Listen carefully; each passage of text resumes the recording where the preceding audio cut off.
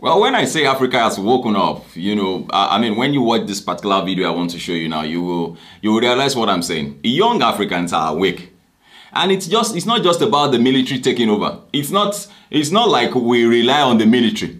You understand? We only want somebody that can be trusted with development. And I mean true development, not self-centered leaders. You see how this man, this young guy, how he opens up the hearts of so many leaders. You know, you can imagine the president of Cameroon who does not stay in Cameroon. I understand he only comes to Cameroon maybe during national days and during election. He's over 90 years old. What are such people still doing in power? I understand the Equatorial Guinea president already installed his son as vice president.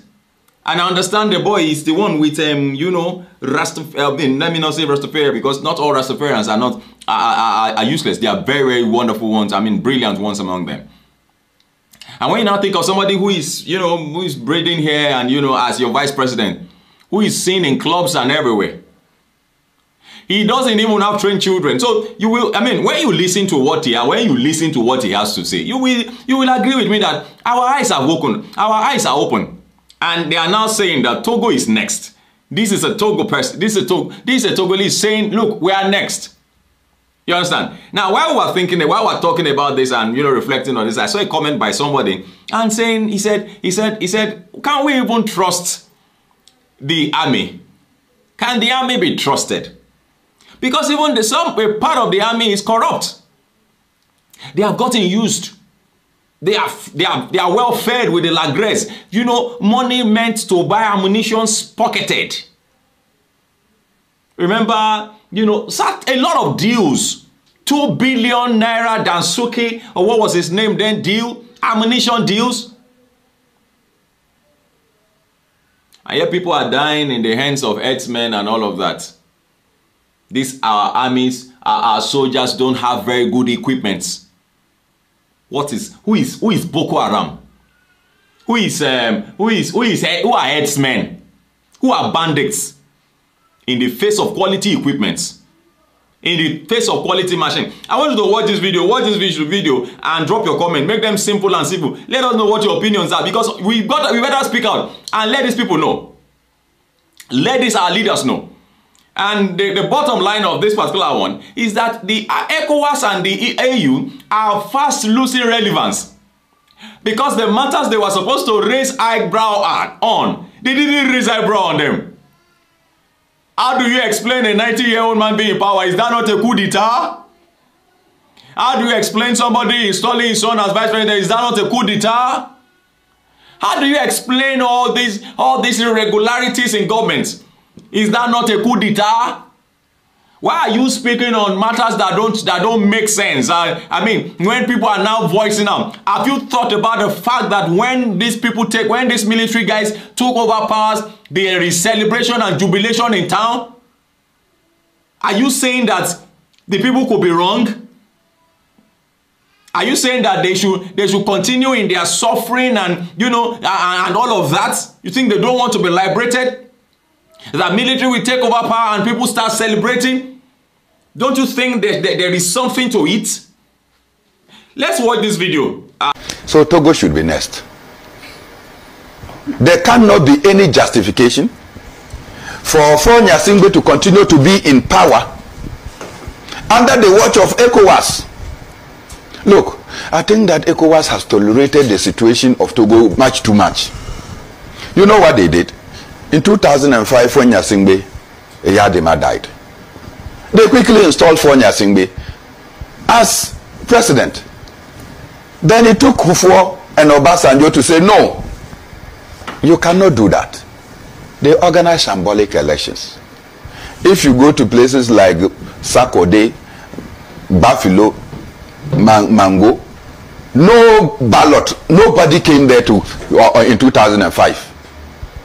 They declared elections from those places and said that Nyasingbe had won the elections. Nobody went there. No electoral officer went into those communities. And elections were declared.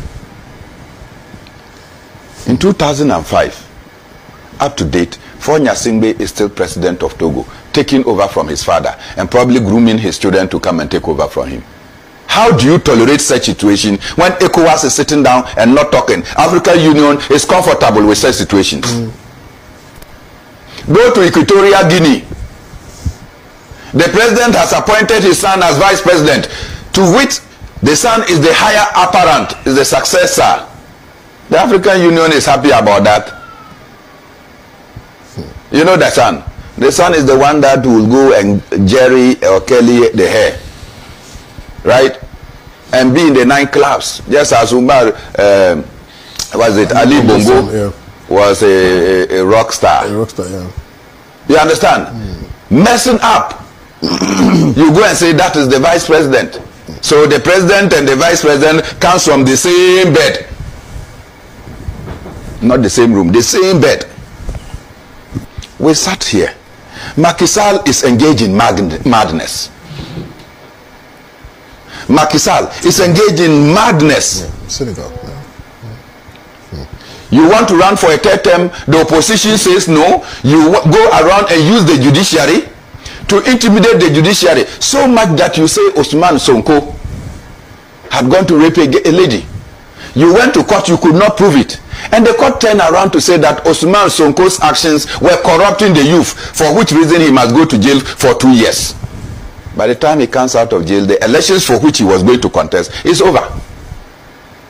That is not madness. The African Union cannot talk about Senegal.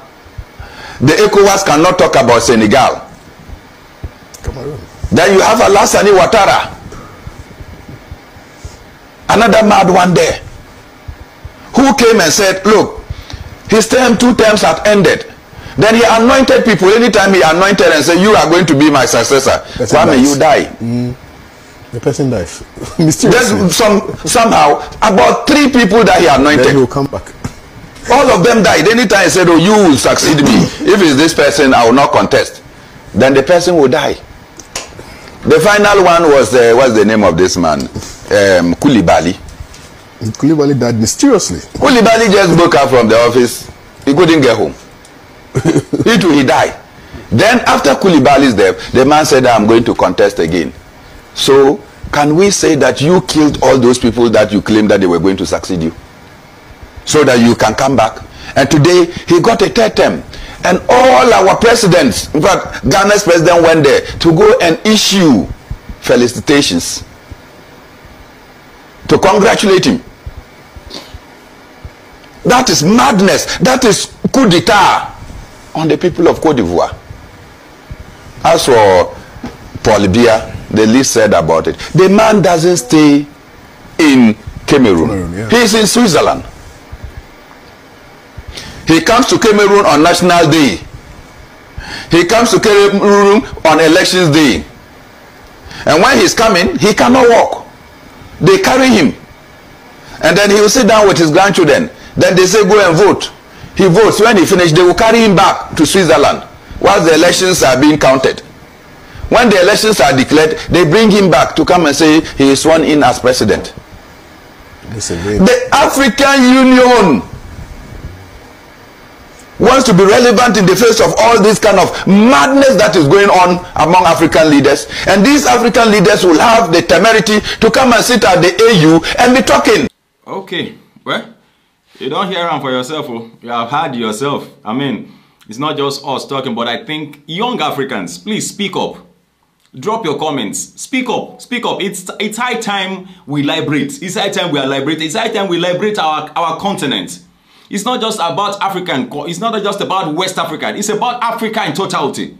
We've got what it takes to rule the world. We've got what it takes to feed the world. We've got what it takes to electrify the world. We've got what it takes to be in charge, to feed ourselves, to secure ourselves. We've got what it takes. We've got what it takes. So please, let's speak up. Drop your comment, make them simple and simple. Let us know what your opinions are. Thank you very much for watching. This is Still Serious Matters here at ONIF TV.